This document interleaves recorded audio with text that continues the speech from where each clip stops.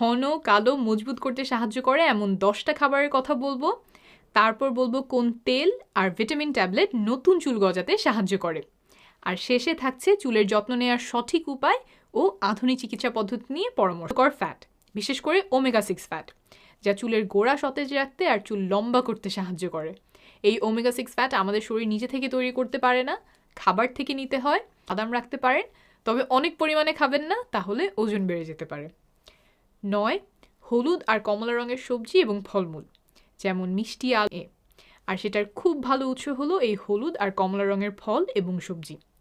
দিনে যতখানি vitamin A দরকার, আধা কাপ গাজরে তার অর্ধেকের বেশি হয়ে যায়, তাই দিনে কিছু হলুদ ফল বা সবজি খাওয়ার চেষ্টা করবেন। 8, তৈলাক্ত মাছ। প্রচলিত একটা ধারণা আছে যে ওমেগা 3 ফ্যাটের জন্য সামুদ্রিক মাছই খেতে হবে, যেমন ইলিশ, কই, মলা, চাপিলা, এগুলোতেও ওমেগা 3 ফ্যাট আছে। আমি গবেষণার লিঙ্ক নিচে দিয়ে দিব। আপনার যেই মাছ সুবিধা হয় সেই মাছই খাবেন। এগুলো চুল ঘন কালো করতে সাহায্য করে, সাথে প্রোটিনেরও ভালো উৎস।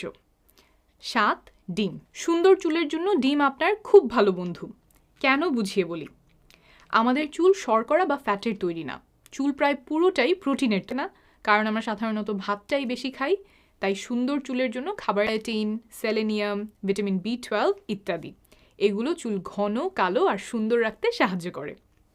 6, পালং শাক। চুলের উপকারে এগুলোই ঘন কালো সুন্দর চুলের জন্য প্রয়োজন। 5, ডাল। সুন্দর চুলের জন্য ডাল খুব উপকারী। ডালে প্রোটিন আছে, ভালো পরিমাণে আয়রন আছে। আয়রন আমাদের মাথার তালুতে রক্ত সরবরাহ করে চুলের গোড়ায় অক্সিজেন পৌঁছাতে সাহায্য করে। আমরা গবেষণা থেকে নিশ্চিত জানি যে আয়রনের অভাবে চুল পড়ে। সুন্দর চুলের জন্য ডালে আরও কিছু বোনাস আছে, যেমন জিঙ্ক, ফোল আর বিভিন্ন ধরনের বীজ, যেমন অনেকগুলো চমৎকার উপাদান আছে। যেমন চিয়া সিডসে আছে প্রচুর পরিমাণে আলফা লিনোলেনিক অ্যাসিড, এক প্রকারের ওমেগা 3 ফ্যাট। মিষ্টি কুমড়ার বীজে আছে জিঙ্ক, সূর্যমুখীর বীজে আছে বায়োটিন, তিসির বীজে আছে সেলেনিয়াম। গবেষণায় চুল পড়ার সাথে এগুলোর অভাবের সম্পর্ক পাওয়া গেছে। সিডস কিভাবে খেতে পারেন? ভাত ছোলায় চুলের জন্য 3টা গুরুত্বপূর্ণ উপাদান আছে, আয়রন, জিঙ্ক এবং প্রোটিন। এই 3টার যে কোনোটার অভাবে চুল পড়তে পারে, তাই চুল সুন্দর করতে মাঝে মাঝেই খাবারে ছোলা রাখতে পারেন। 2, টক দই। এটা প্রোটিনের আরেকটা উৎস। সাথে চুলের জন্য উপকারী আরও কিছু উপাদান আছে, যেমন জিঙ্ক। প্রোটিনের জন্য মুরগির মাংসও ভালো খাবার।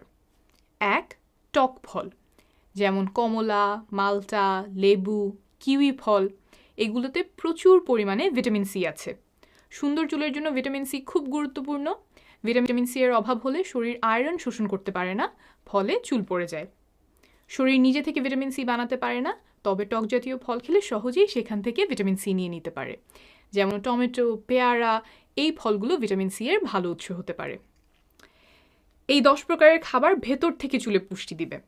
এখন দেখা গেছে যে এই তেলটা 3 মাস ব্যবহার করার পরে তাদের নতুন করে চুল গজিয়েছে আর চুল আগের থেকে মোটা হয়েছে। তাই কদুর তেল ব্যবহার করে দেখতে পারেন। আমি এই কদুর তেলটা ব্যবহার করি।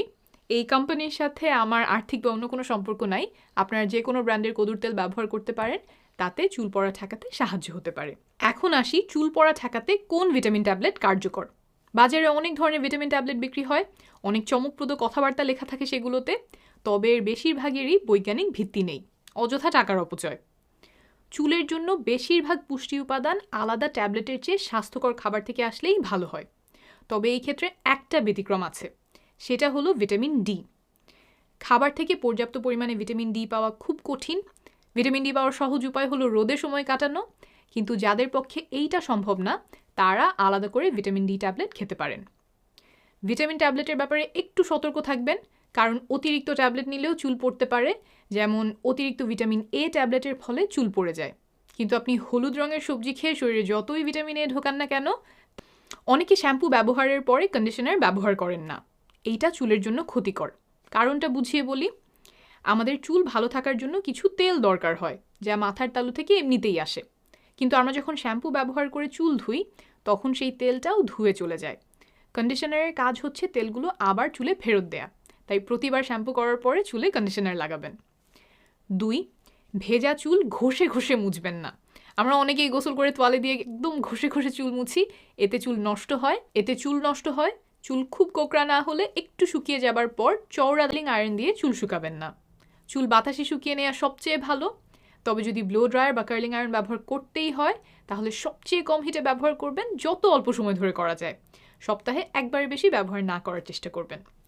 5, খুব টাইট করে চুল বাঁধবেন না। যারা খুব টাইট করে চুল বেঁধে রাখেন সেই টানের কারণে চুল পড়তে পারে, এটাকে বলে ট্র্যাকশন অ্যালোপেশিয়া। থাইরয়েডের রোগ, রক্তশূন্যতা, আপনার যদি খাবার দাবার ঠিক থাকে, চুলের যত্ন নিচ্ছেন ঠিক মতো, তাও অনেক চুল পড়ে, তাহলে একজন চিকিৎসকের শরণাপন্ন হবেন। তিনি খতিয়ে দেখতে পারবেন কোনো রোগের কারণে এমন হচ্ছে কিনা, রোগ ধরা পড়লে সেই অনুযায়ী চিকিৎসা করা যাবে। চুল পড়তে থাকার একটা অন্যতম কারণ হলো অ্যান্ড্রোজেনেটিক অ্যালোপেশিয়া নামের একটা রোগ। এই রোগে ছেলেদের মাথায় সাধারণত টাক পড়া শুরু করে, কপালের দুই পাশ থেকে চুল টাক হতে পারে। মেয়েদের সাধারণত টাক হয় না, কিন্তু চুল পাতলা হয়ে যায়, মাথার সিঁথি বড় হয়ে যায়। এই দুই ক্ষেত্রেই চিকিৎসা আছে, দুইটা ওষুধ খুব ভালো কাজ করে। ওষুধগুলোর নাম হলো মিনক্সিডিল আর ফিনাস্টেরাইড।